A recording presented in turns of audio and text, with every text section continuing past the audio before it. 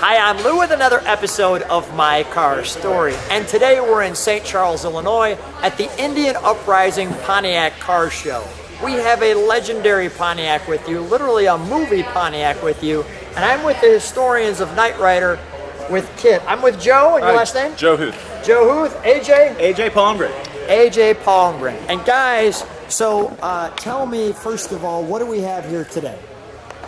AJ? We have KITT from Knight Rider. Not a car that's made to look like KITT, but the actual car, KITT from Knight Rider. One of about 19 used to produce the original television show. One of 5 that have survived. Correct. One of 5. One of 5. So the short version, because we've got tons of memorabilia on this car, how do you get a KITT? About 20-some years of research, obsessive research, a lot of work hunting people down and doing research to figure out where the car came from and is it real and why. And this is real. And that's before we have any money. And this is real. It's real. And It's this real is as the it gets. deal. So come on All alongside me. Let's get right to our featured attraction, the real KITT from Knight Rider. And I just want to show you, when it's the real KITT, that's Hollywood prop right there. That's real. Those are the ones you've seen on TV.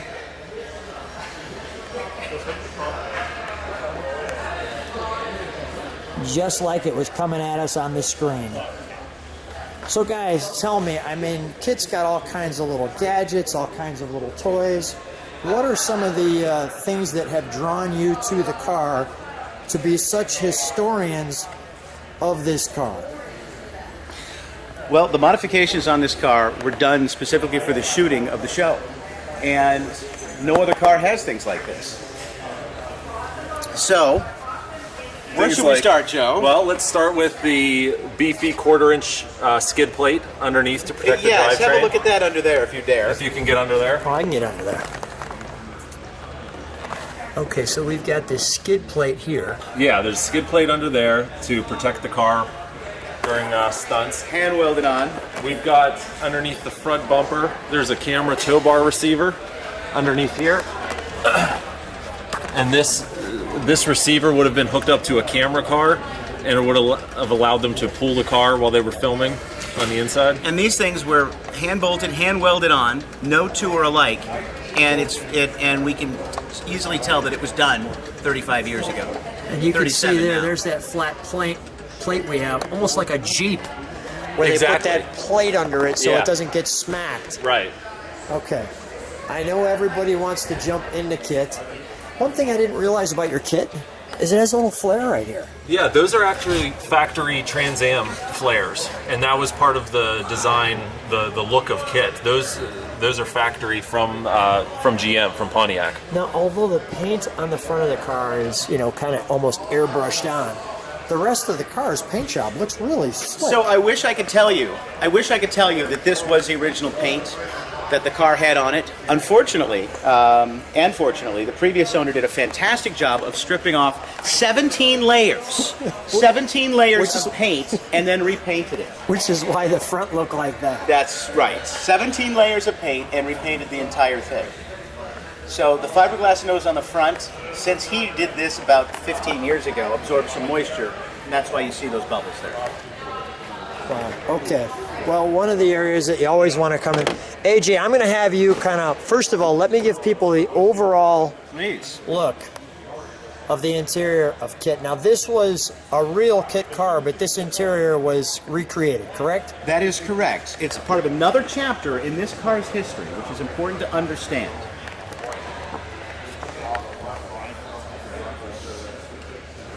Now, were these real? Obviously, these are the real tires. Those are factory stickers, yes. So, I mean, was this part of finding the real KITT? Part of the whole experience? And I'm noticing this is kind of squeezed down a little bit, just so that my wife knows that me and Michael Hasselhoff have sat in the exact same spot. I'm going to take our time. But this is all recreated to be just like the car. The majority of the electronics that you're looking at were created after the show was canceled by the man that owned this car after the show was canceled. His name is Carl Casper. He displayed this car after the show was canceled on tours to continue to promote the show. He had a contract with Universal Studios during the filming of Knight Rider to promote Knight Rider. He was somebody who was producing replica tour cars and toured them at the Busch Beer World of Wheels Autorama kind of events throughout 1983, 4, 5, and 6. And after the show was over, he ended up with four of the five surviving original cars, and none of them had dashes at the time. And so the dash that you see and the buttons you're looking at right now were not ever used in the show. They were put in after the fact. Some were put in by Carl Casper in 1987, 88. Some of them were put in by us because there was absolutely nothing there, and we wanted to make it look a little bit nicer. It's important to understand the difference between what the replica parts were and the things that were actually from it used in the show. So multiple chapters in this car's history is a very important thing to understand about its originality. That's wonderful. This is great. I feel like I'm, ready to jump something in this car, actually, as I sit here. Okay, I'm going to, I want to show, we will do that. Okay, we've got a key here. Tell me why this key is here. So that is a locking hood mechanism on the studio. What we've learned is the guys who were in charge of the cars, the transportation department, and others wanted to make certain that people who were unauthorized didn't get under the hood and mess with things. And so they put locking mechanisms on these. These locking mechanisms actually came out of an earlier Ford truck, and they were all keyed alike. And with that being said, all of the ones that survived were all keyed alike. We're going to open the hood. Joe, if you could open the hood. AJ, jump in. I want to show... KITT's known for doing its 180s, right? Yes. So... Yes, we'll open the hood. We're going to open the hood. Okay. And then I want you to show that button there, too. So there's this little floor button here. See that floor button? Right. Let me focus in on that. Yes. So, any car head that understands, 60s and 70s automobiles would recognize that as a dimmer switch. Right. But this is a 1982. The headlight dimmer switch is right here on the steering column. And, most people that know these cars would know that. So why on earth is there a dimmer switch on the floorboard? Well, this was actually installed by the stunt guys. The most famous of which is Jack Gill. He was the stunt coordinator for Knight Rider. And so this button activates something called a line lock. And it's basically a hydraulic valve that locks closes the master cylinder's pressure to the front brakes only. So it basically locks out the front lines. And so depending on whether the hydraulic, whether the factory car brake pedal is depressed when you activate it or released when you activate it, you either lock out the pressure from the front brakes or you lock in the pressure from the front brakes. Show us how that works, and I want to show that light that it comes on. Okay. Because you have to turn the car on to have this happen. I don't think we have to start it, no. Okay, go ahead. So here we go. We just turn this on. You hear that buzzer? I do. That buzzer was put in by the stunt guys so that they would know, hey, the line lock is on, so if you step on the brakes, they're going to do something different. They had to get these shots. Yeah, KITT's voice box is supposed to go there, folks, but behind it is actually the real light that they put in this car. To let you know that brake was set. That is correct. That is absolutely correct. So just so that you could see that, the replica voice box that is in front of that's been removed just for your benefit. So there you go. There we go. There you go. While you're in it, let's turn it on. Let's show KITT under the hood. It is on. Well, I mean actual turning the car on. Oh, we're going to start KITT. Line lock off. Let it start KITT. So would you connect the battery, Joe? Just turn the knob. Turn the knob. Connect the battery, Joe. I apologize. There we go.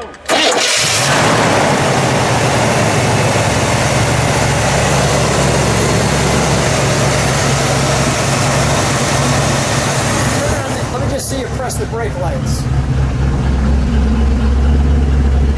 There's our KITT brakes. Give it one rev.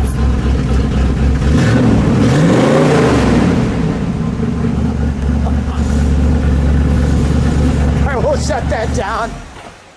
All right, we'll open that up. Go ahead. We'll make sure we don't get thrown out of the show. All right. There we go. So now, does KITT have a fender tag on it or something like that? Is that all on the door? Yeah, I mean, he's got, he does have the standard VIN tag and the other, standard Trans Am labels here.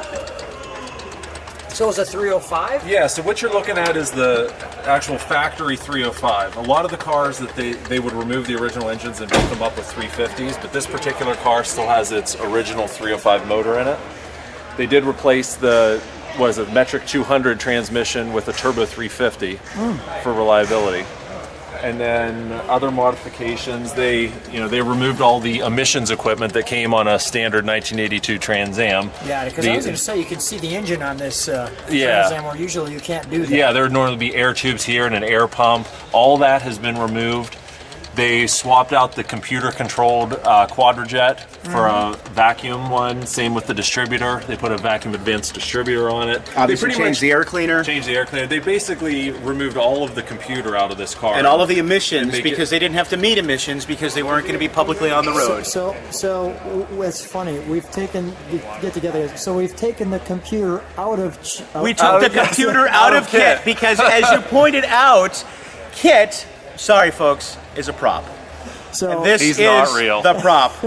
Well, to us he is. Take the computer out of the Knight Rider. We take the computer out of the Knight Rider car. Crazy. And actually, that is the irony of it, because the stunts that they did were actually remarkably mechanical and remarkably low-tech and incredibly ingenious. And genius. I'm amazed at the things that we've learned about how the guys that put together the show, the stunt guys get stuff. The transportation guys, they did all these modifications on these cars to make KITT look like he really was doing those awesome things that we saw on the television screen. And the way they did that was incredibly mechanical. And it's beautiful. It is beautiful. Speaking of beautiful, one of the things that I absolutely delight is usually those who watch the channel know I have a trunk and treat. Well, here we've got a table and treat. So now this is your guys' book. Yeah, this was written Our first book. Back in 2002. We went through and interviewed 24 people, cast and crew members. Got some really great stories, some behind-the-scenes photos. So people can order this on Amazon? Yeah, they can. Could. You can get some used ones, I think, for a few more bucks. Is this? These are actually vintage T-shirt transfers. I was going to say. Yeah. We came into a little site. You take your iron and you turn it upside down. You place it. You rub an iron on it, and you have yourself a Knight Rider T-shirt. Tell me what we have here. So these are a bunch of behind-the-scenes photos from a second season episode called Custom KITT. And what you're looking at here is some of the crew members getting ready to outfit KITT. In that episode, he had flames and some side pipes. You can see flames being put on. Yeah, they have magnetic flames they're putting on. And if you look down here, we've got the side pipes they've added. I like regular KITT. Yeah, this is one of the stunt cars. You can see by the round stunt wheel, it's not the Knight Rider stunt wheel. Or the Knight Rider wheel. Legos. Yeah, you got your Lego. This just came out last year, the Lego interesting Dimensions. That it came out last year from a show in 1984. Well, the show is 83, right? 1982 it premiered, 1982 to 86. And the show is more popular now than it's ever been, I think. It's iconic. It's iconic. It's iconic. So here's a Cheerios box, time period correct. It is. Wow. It is a 30-some-year-old Cheerios box. I believe this was 84 when this came out. And the Knight Rider. And so, of course, we have it because of the Knight Rider poster that's included in one of them. So, as a kid, it wasn't this Cheerios box. It was actually Golden Graham cereal that reached my community. And so I insisted that Mom let me buy 6 boxes. And she says, okay, son, but you have to eat them all. Of course. Yeah, that's because a good I wanted mom. to make certain that we got at least the right poster, because I didn't want those other posters like Care Bears on there. So no offense to the 3D Viewmaster. Talking Viewmaster, yeah. Viewmaster. Those are some Knight Rider soundtracks, and the one below it is a German release, and it's an audio recording of an episode. Wow. And then this is That's the Parker Brothers, the official board game that came out in 1983. the high-speed adventure game. High Speed, based on the hit TV series. That is great. Yeah, and then we've got the re-release of the 1/25th scale plastic model. That came out just a few years ago. So a mixture of vintage and newer released toys and memorabilia from the show. And I'm going to preview this and say you're going to see some stuff, Knight Rider fans, that you've actually never seen before on camera. Number one, these rocks are not rocks. What are they? They're actually called styrolite. Shall we? Shall we? So Does it come off? There we go. But these rocks came from somewhere. Where'd they come from? Well, when we were restoring one of the original cars, so let me back up. So what styrolite is, when the show was being filmed, whenever you'd see KITT crash through a brick wall or run over some boulders, they weren't actually concrete and real boulders. What? They were styrolite. I know, shocking, isn't it? Shocking. KITT, I mean, KITT had to appear indestructible because KITT was indestructible. Yeah. But And we've got a plate on the bottom of them, so all right. Yeah, right. So what they did is they took this styrolite, which is kind of like styrofoam, and they painted it to look like bricks. And KITT would crash through them, and no one would be the wiser. When we were restoring one of the original cars, we found that this styrolite wedged in the control arm underneath from one of the studs. Real movie rock. Real movie rock. Styrolite. exactly. So we put it in a case like a moon rock Yes. because we Which think it's is that special to cool. us. Now, what do we have here? That is a slate from a first season episode, Nobody Does It Better. And we believe that we acquired this. We believe that it was in the storage location of this particular cameraman, Robert Betts. And I actually had the privilege of showing this to Bob Brawler, who was the director of this particular episode. And I have a picture of him holding this, and he wouldn't have seen it since he directed that episode 35 years ago. Or is it 36 now? Tell them why California car. All right, so, well, Car, of course, is KITT's evil twin from 2 of the episodes of the original series, Trust Doesn't Rust and KITT vs. Car.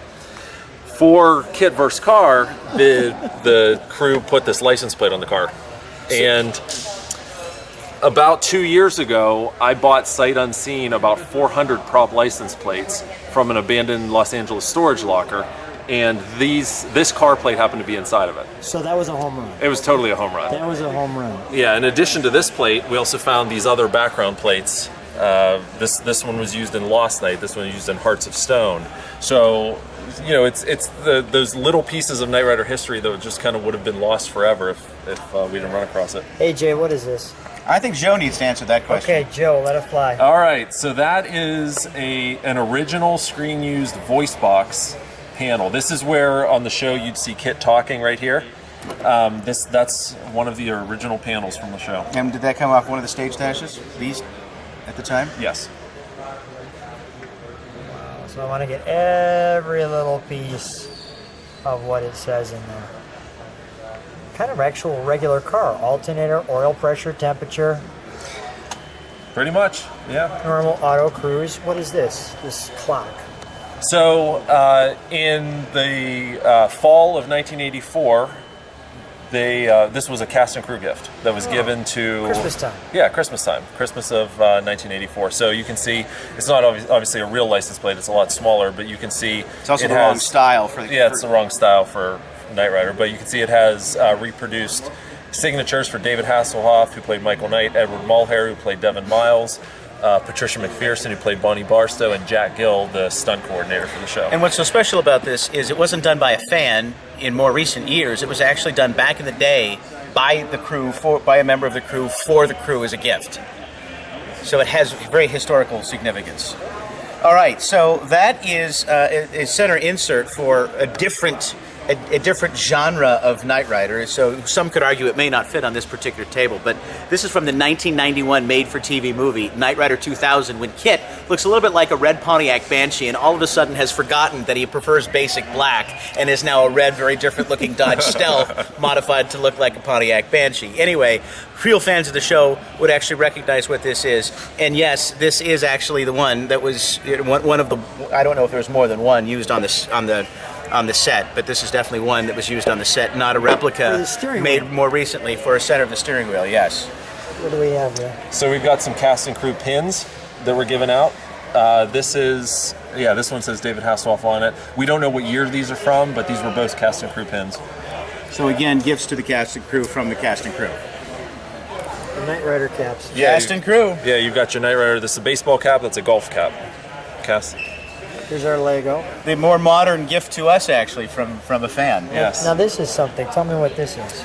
So, there's a couple episodes of the show where Michael Knight hands his business card to whoever. This is one of the actual business cards that were given to people, during the filming of an episode. So it's a prop. It's a prop from an episode. One of the prop masters from the show, who's no longer with us, he's the one that saved them for all these years. So we were lucky to acquire one. And we have. So that is a crew vehicle placard.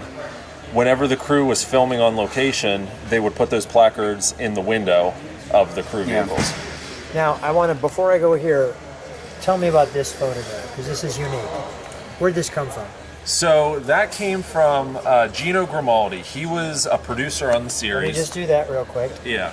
He was a producer on the series, and he had unfortunately passed away a number of years ago. And this is his actual... Yeah, this was his actual clipboard that he used on set. Now, how do you get that clipboard?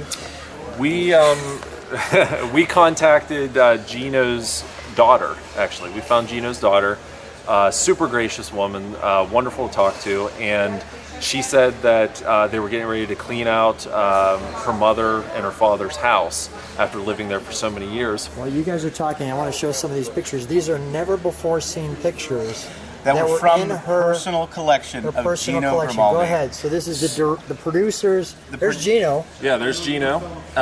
This is from his personal collection. These haven't been shown before, correct? No, they've never been shown before.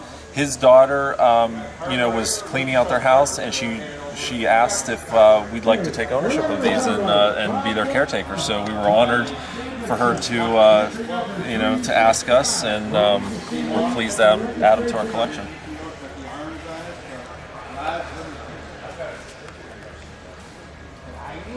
Yeah, that's great. And notice the hair. That's some fantastic 1985 mid-'80s hair. That was good 1985. That is fantastic. There's a not before seen shot of Mr. Hasselhoff there. Being himself. Having some fun. Very much being himself. On set, probably taken by Gino himself, of what it looked like. A second shot, and this is the whole cast right here. Also from his photograph collection. And now you'll see why I say the Knight Rider chair for hair. Correct. Because you have to have great hair. Now, all You of that have to have great hair. goes back to this photograph here. So this is a one-of-one photograph. Tell me what we have here. This is one of the extremely rare times when David Hasselhoff and William Daniels were photographed together. Now, tell them what Williams Daniels did. William Daniels was the voice of KITT for the show. And he would always, he was never really on set when they were filming. He would come in later and record his lines in a studio. So it was very rare for David Hasselhoff and William Daniels to be together. But this photo was taken at the 1982 Christmas party where they had first met. And someone immortalized it in a picture. Just read that because it's signed. So too. it says, this is actually David signing this. Gino, who is this guy? With an arrow. David Hasselhoff with an arrow. Who is this guy? And this is William Daniels saying, "It's just you and me, kid." Bill Daniels, aka KITT. AKA Gino, so both of them signed this for Gino. In 1982. In 1982. And now we have Gino's. One time he was not only producer, but he was a director. Correct. So show us what we have here, which hasn't been seen before either. So the scripts, of course, are definitely available. Copies of scripts have been available on eBay for quite some time, but this was actually Gino's. This was Gino's personal folder that he made his own notes in for this particular episode. Let me let you just flip a couple of those carefully, because that's just paper. It is just paper. It is special paper. That's good right there. Historical paper. Look at that. Good, because I'm starving. This is a federal operation. What do we have here? Crew jackets, Joe? Yeah, so this is a representation of the crew jackets throughout the years of the show. They change them each year. Each year they got a new jacket. And so the first one you saw, this one is specials. This one is Gino's. This one was Gino's. Gino did wear this, and so we got this from Gino's daughter. With all of this. With Correct. all of this. Yes. These others belong to other cast and crew members, some of which we know where they came from, some of which we do not. And who've been kind enough to give you those. Correct. Yes. Occasionally we find one, from that's passed through hands, and they don't know whose it was, and we pay them for it. What is that? Go ahead, Joe.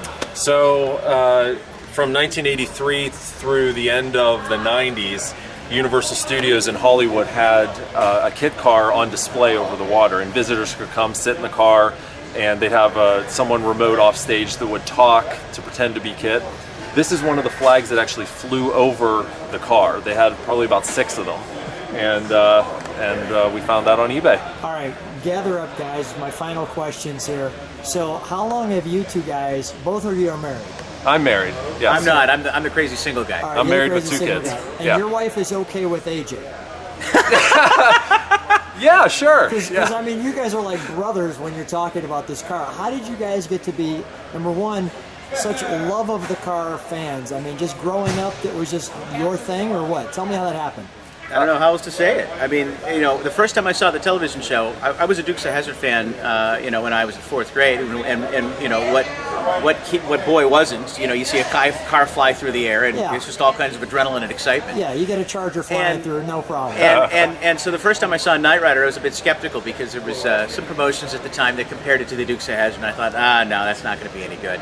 I saw it and I was absolutely hooked because the combination of the adrenaline of this car flying through the air, as well as all the computerized stuff, which we just talked about, Yeah. as well as all the computerized stuff, captivated my imagination like nothing else did before. And Joe, your story is very similar. It's very similar. Now I'm about 10 years younger than AJ, so I didn't have the privilege to really watch the show when it was originally on. So how did it happen that you got so hooked after the Well, show? Good reruns. a magical thing called syndication. Yes. The show in the late 80s, there was a station called WWOR out of Secaucus, New Jersey, and they would play reruns of Knight Rider every single day in 2 or 3 hour blocks. So Wow. I'd come home from school and I would watch Knight Rider, and it hooked me. And it was the same deal. It's the car. It's the. So how did you guys, 10 years apart, hook up and go, we are now the Knight Rider historians? Back in the day, around late 90s, early 2000s, before Facebook, there were things like web boards where people would just chat and talk publicly, a lot like a Facebook group now. Yeah. But without pictures, just all text. And so back then I would actually, got on these things and chatted publicly. And after a couple of years, it became very evident that there were just a few of us who were actually very serious about the history, and maybe not necessarily the fan fiction or bickering or other things like that. That's just human nature. And so basically, we just kind of noticed, like, well, this guy's kind of serious like I am, and he noticed the same about me. And you guys And so connected. after a Yep. while, we just decided, we need to kind of do a book together. And that just kind of led to us being the unofficial Knight Rider historians, which I should point out is a self-proclaimed title. However, I no think one's ever most argued with people- us. Yeah, That's I right. think most people, after watching this, would go, you get the title. Gentlemen, Yes. a real treat to be on My Car Story. What a great opportunity. We love KITT. The Thanks for honor's being on the ours. Thank you, thanks for Lou. being on the show. Appreciate it. Thank you. Thank you.